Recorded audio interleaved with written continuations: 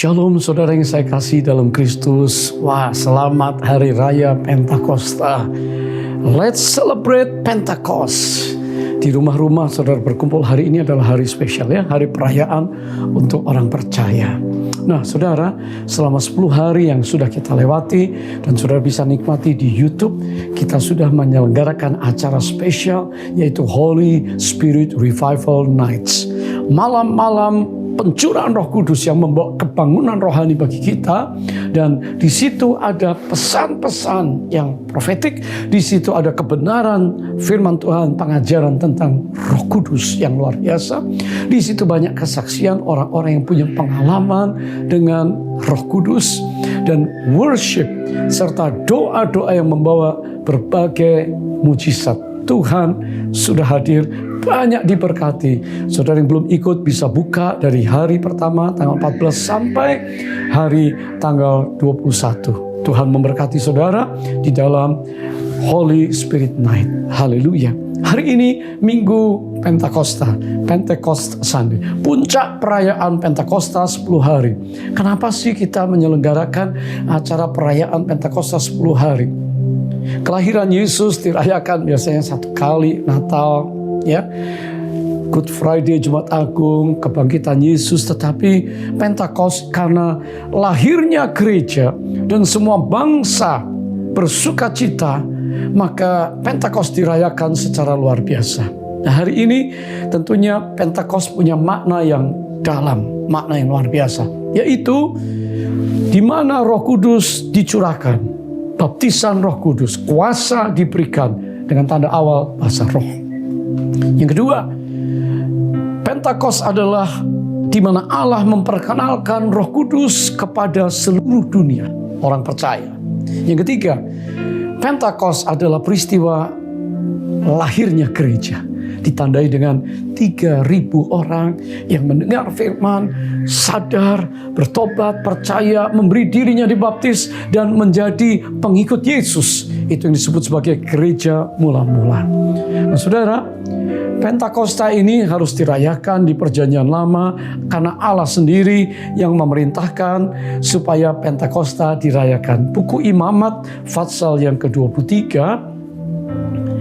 Tuhan berfirman kepada Musa, berbicaralah kepada orang Israel dan katakan kepada mereka hari-hari raya yang ditetapkan Tuhan, yang harus kamu maklumkan sebagai waktu pertemuan kudus. Waktu perayaan yang kutetapkan adalah yang berikut.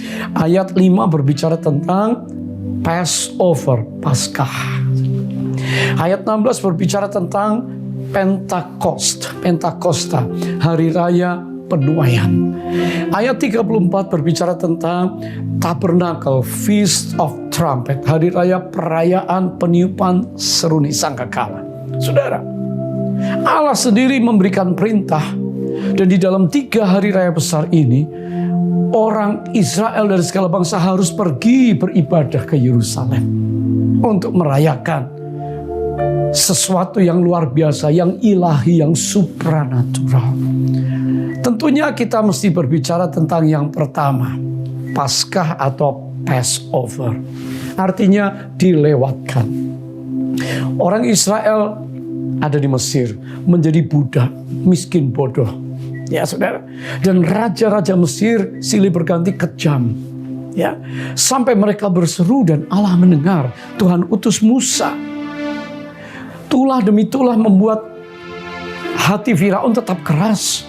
Sampai tulah yang terakhir, yaitu Tuhan berfirman bahwa anak-anak sulung yang ada di negeri Mesir, manusia, binatang, semua akan mati kalau malaikat maut melewati malam itu. Nah saudara, Musa mulai menyampaikan kepada seluruh orang Israel supaya mereka mempersiapkan diri. Tanda tidak mati adalah pada waktu mereka mempersembahkan darah binatang korban anak domba yang tidak bercacat, harus disembelih dan darahnya dilaburkan di jenang pintu rumah mereka. Apa yang terjadi? Malam itu mereka yang taat selamat. Israel, orang Ibrani, semua selamat. Tetapi bagaimana dengan orang-orang Mesir?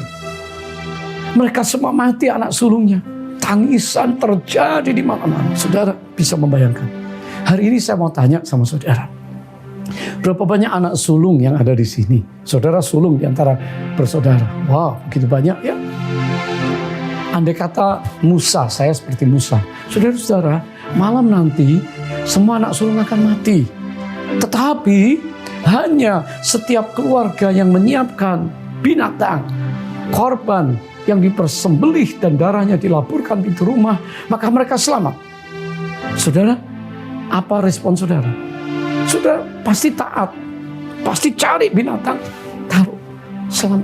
Tujuannya apa? Supaya selamat. Nah, saudara, Yohanes melihat Yesus dari jauh. Yohanes Pembaptis, dia berkata, lihat anak domba Allah yang menghapus dosa isi dunia. Yohanes 1 ayat 26, ayat 29. Saudara, Paskah berbicara tentang pembebasan, freedom, deliverance, kelepasan. Hari ini saudara dan saya sudah diselamatkan. Tapi peristiwa yang kedua, setelah Paskah, kemudian orang Israel harus menyiapkan, merayakan yang namanya Pentakosta. Hari yang ke-50, 7 minggu ditambah 1 hari sebagai perayaan untuk membawa persembahan dari hari raya penuaian gandum. Jadi gandum yang pertama yang dituai itu yang dipersembahkan kepada Tuhan. Tentu Pentakosta berbicara tentang tuaian. Dan kita tahu ini bicara tuaian jiwa-jiwa. Pentakosta pertama di Yerusalem, di Kamar Loteng Upper Room, 2000 tahun yang lalu.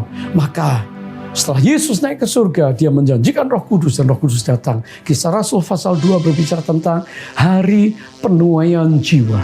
3.000 orang langsung bertobat mendengar khotbah Petrus setelah Roh Kudus turun. Pentakosta. Hari-hari ini kita ada di era Pentakosta yang ketiga setelah Azusa outpouring 100 tahun yang lalu. Sekarang ini kita ada di era pencurahan Pentakosta yang luar biasa. Haleluya, nikmatilah, rayakanlah setiap saat. Yang ketiga, apa yang menjadi perintah Allah untuk mereka harus lakukan? Yaitu mereka harus mengingat pekerjaan Tuhan yang besar yang namanya Tabernacle, Feast of Trumpet, Hari Raya Pondok Daun. Saudara, di Hari Raya Pondok Daun ini ada panggilan sangkakala berbunyi, orang-orang berkumpul. Lalu untuk mengingat bagaimana Allah berdiam di tengah mereka selama perjalanan padang gurun. Bagaimana Allah menyertai mereka. Allah hadir dengan tiang awan dan tiang api siang dan malam. Saudara, hari ini kita sedang menantikan sangkakala terakhir akan berbunyi. Di dalam 1 Tesalonika 4 ayat 16-17 ini bicara tentang Kristus yang akan datang. Dan dia akan bersama-sama dengan kita, orang-orang tebusannya selama-lamanya. Bicara tentang second coming, bicara tentang kedatangan Kristus pada kali yang kedua. Haleluya. Sebab pada waktu tanda diberi, yaitu pada waktu penghulu malaikat berseru dan sangkakala Allah berbunyi, saudara, Tuhan sendiri akan turun dari surga. Dan mereka yang mati dalam Kristus akan lebih dahulu bangkit, saudara. Sesudah itu kita yang hidup, yang masih tinggal, akan diangkat bersama-sama dengan mereka dalam awan menyongsong Tuhan di angkasa. Demikianlah kita akan selama-lamanya bersama-sama dengan Tuhan.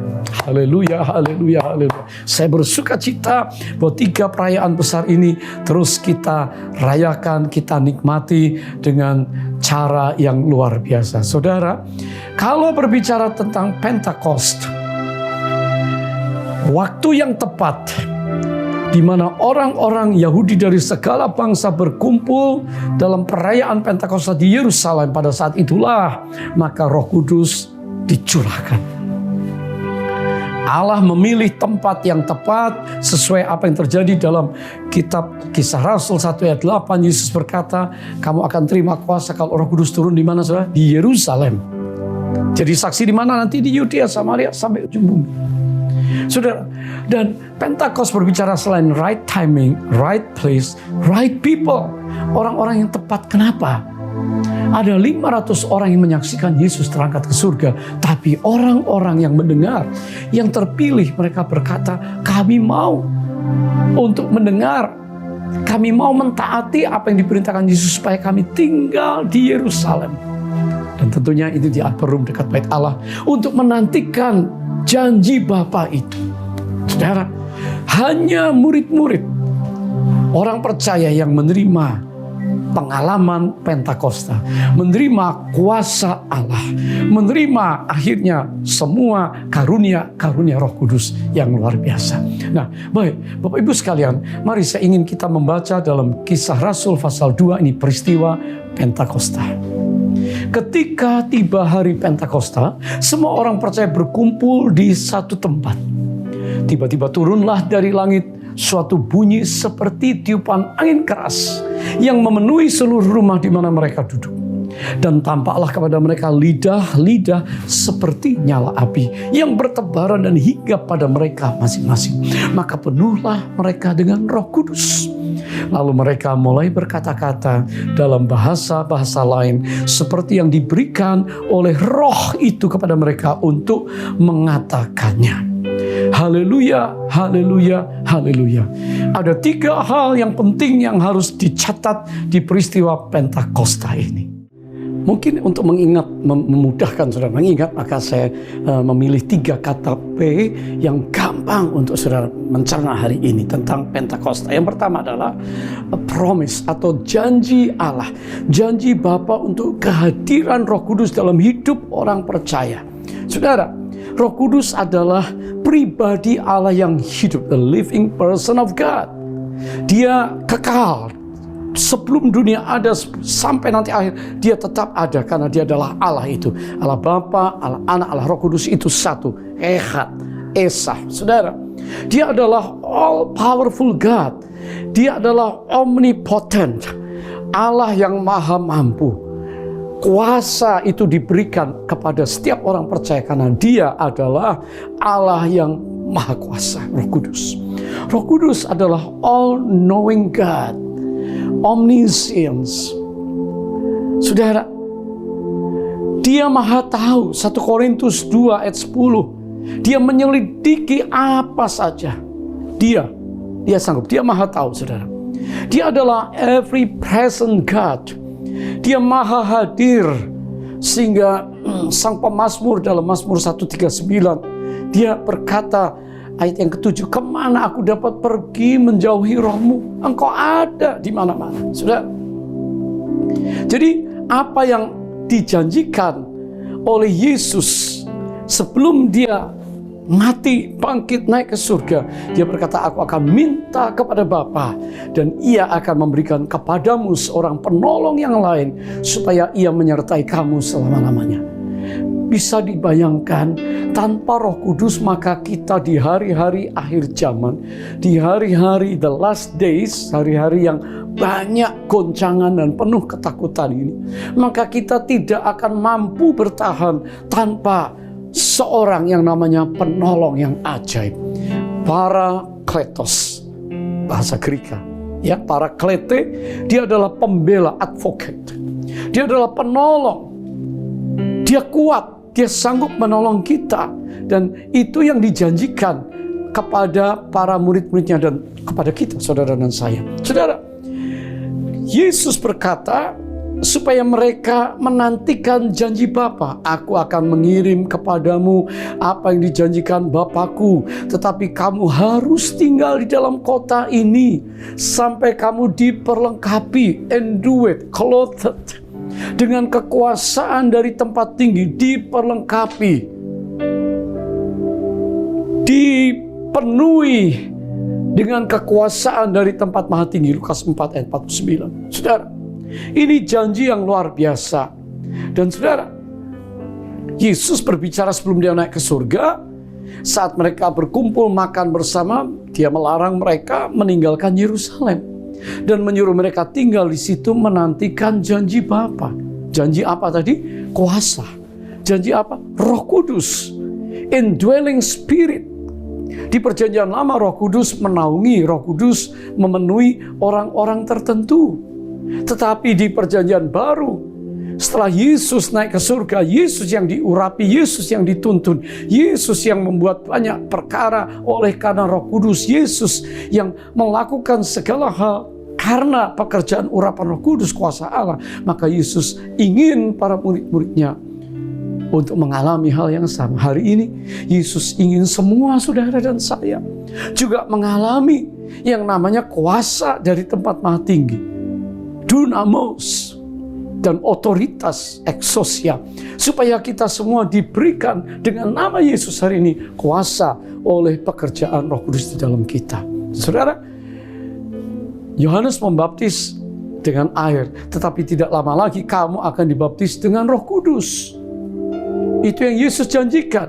Jadi Roh Kudus begitu pentingnya, begitu hebatnya Roh Kudus, dan Alkitab menuliskan tentang baptisan, ya. Baptisan, siapa yang percaya dibaptis selamat, Markus 16 ayat 16. Siapa yang percaya dan dibaptis akan diselamatkan, tetapi siapa yang tidak percaya akan dihukum. Dan baptisan air itu adalah tanda pertobatan orang percaya, ya. Kata baptiso dalam bahasa Greek ditenggelamkan, totally immersed. Saudara mungkin lihat tekstil, ya, kain putih, benang putih, saudara. Maka kain itu, yang kain putih, harus dicelupkan. Kalau ingin warnanya hijau, ingin warnanya biru, dicelupkan dan sampai dikeluarkan, saudara, identitasnya, warnanya sudah berubah jadi biru. Nah, ini artinya baptiso. Ditenggelamkan di dalam Roh Kudus, ditenggelamkan di dalam Kristus. Ini pekerjaan Roh Kudus. Roh Kudus, pada waktu saudara percaya kepada Yesus, maka Roh Kudus masuk dalam hati saudara. Roh Kudus memenuhi saudara, memenuhi hati dan hidup saudara, yang artinya saudara disatukan dengan Kristus, menjadi anggota tubuh Kristus, terkoneksi, beridentitas dengan Kristus dan para pemercaya yang lain. Sebab itu 1 Korintus 12 ayat 13, satu roh, tidak ada lagi bangsa ini dan itu, satu roh, dibaptis menjadi satu tubuh, dan kita semua diberi minum dari satu roh. Ya saudara, baptisan air, jelas baptisan air, jelas waktu saudara terima keselamatan, jelas waktu saudara lahir baru, adalah pekerjaan Roh Kudus yang mengubahkan hidup saudara. Pengalaman kelahiran baru berbeda dengan pengalaman dibaptis oleh Roh Kudus. Baptisan Roh Kudus dituliskan di dalam Matius 3 ayat 11, Markus 1 ayat 8, Lukas 3 16, Yohanes 1 ayat 33, dibaptis oleh Roh Kudus untuk terima kuasa supaya bersaksi. Ya, tanda awalnya adalah diberi bahasa-bahasa baru. Saudara, jadi peristiwa Pentakosta, P yang pertama adalah kita terima janji Allah itu, promise of God, digenapi pada hari Pentakosta. Yang kedua, menerima kuasa Allah, power of God, yang namanya dunamos, yang artinya ability atau power, yaitu kuasa atau kesanggupan, ya, otoritas. Mari kita baca sekali lagi Kisah Rasul, ya, pasal 2 ayat 3 dan 4. Dan tampaklah kepada mereka lidah-lidah seperti nyala api yang bertebaran dan hinggap pada mereka masing-masing. Maka penuhlah mereka dengan Roh Kudus. Lalu mereka mulai berkata-kata dalam bahasa-bahasa lain seperti yang diberikan oleh Roh itu kepada mereka untuk mengatakannya. It's a supernatural. Karena dikatakan tiba-tiba, ya.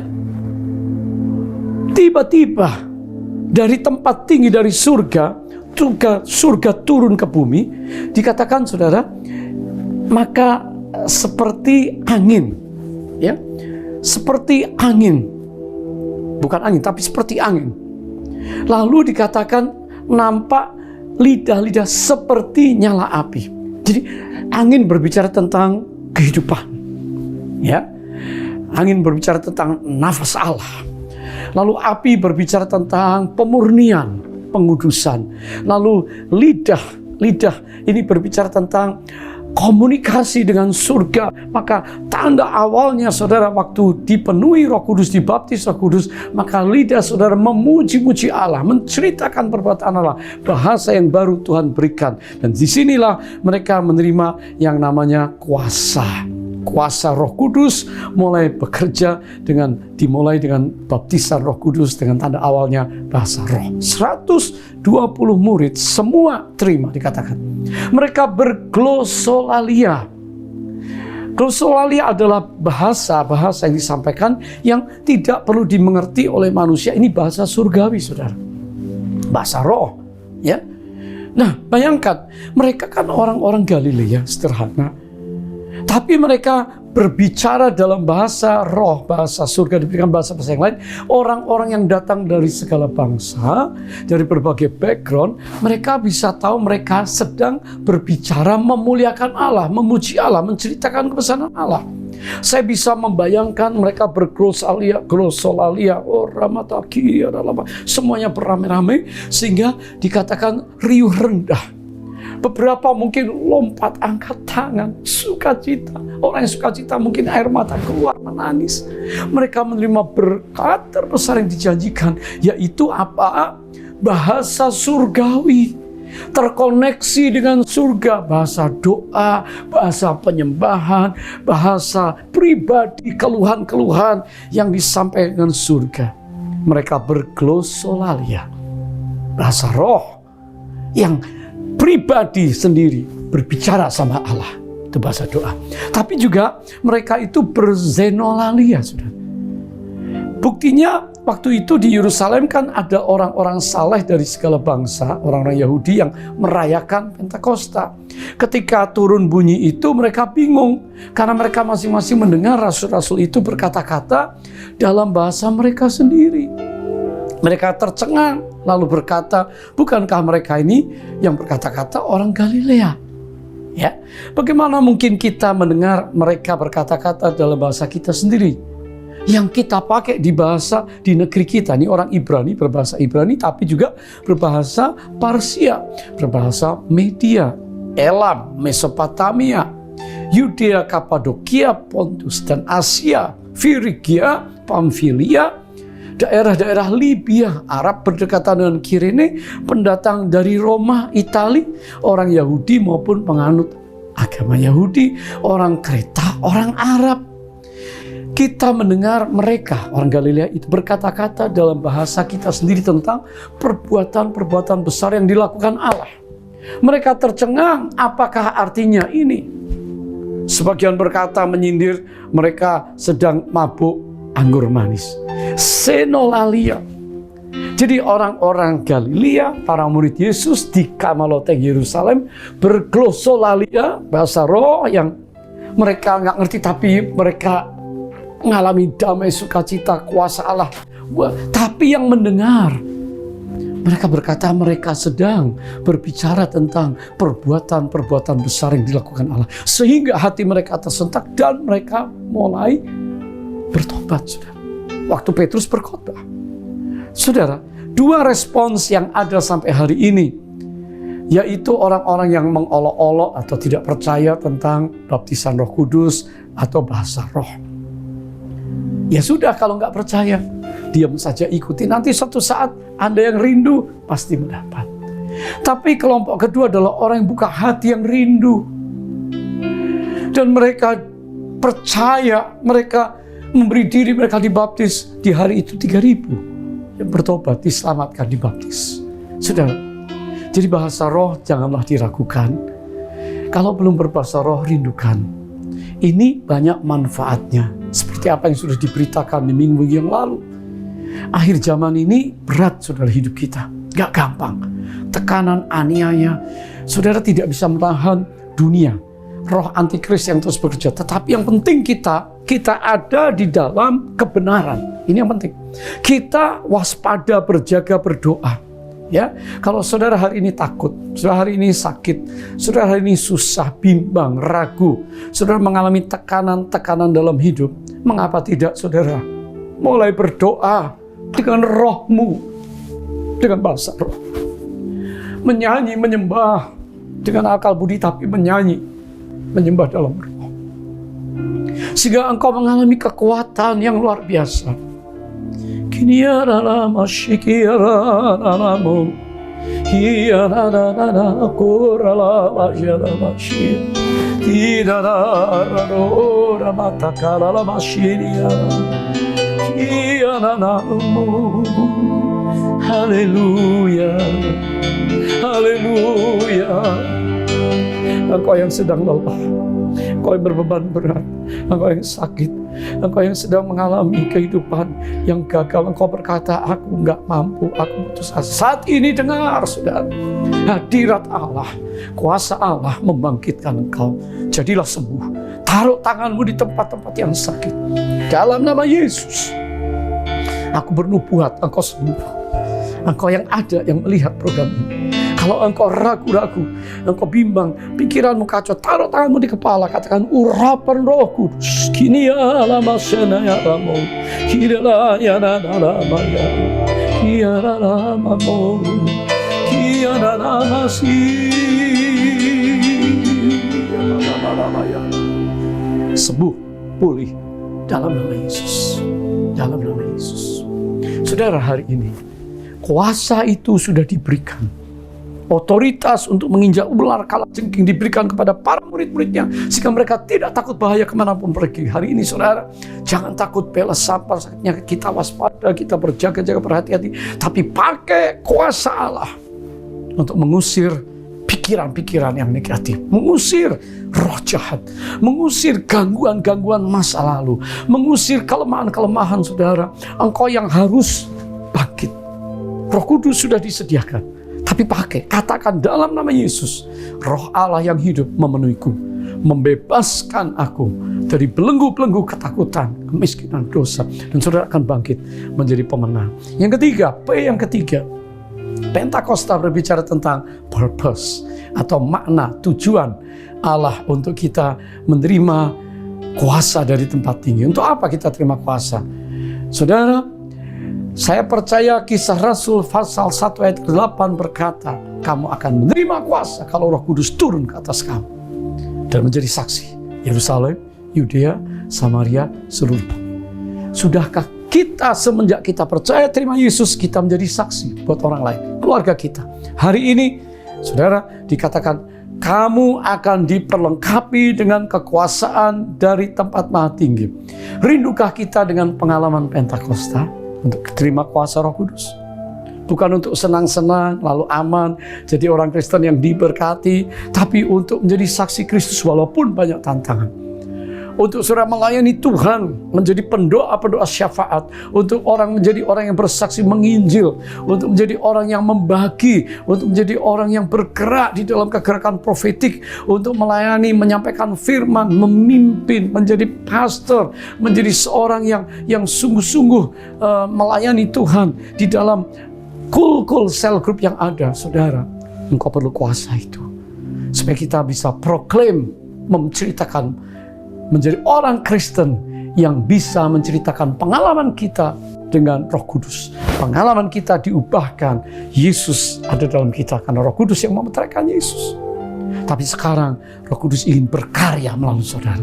Roh Kudus ingin bergerak melalui saudara sehingga engkau menjadi orang Kristen yang kuat. Perhatikan Petrus, dia berkhotbah. Dan khotbahnya diambil dari Yoel 2 bahwa pada hari terakhir semua orang, segala usia, anak-anakmu, teruna-terunamu, ya, orang-orang kerjamu, orang tua-tuamu, saudara, mimpi, penglihatan, kuasa, semua dream semua diberikan. Ini pekerjaan Roh Kudus di akhir zaman.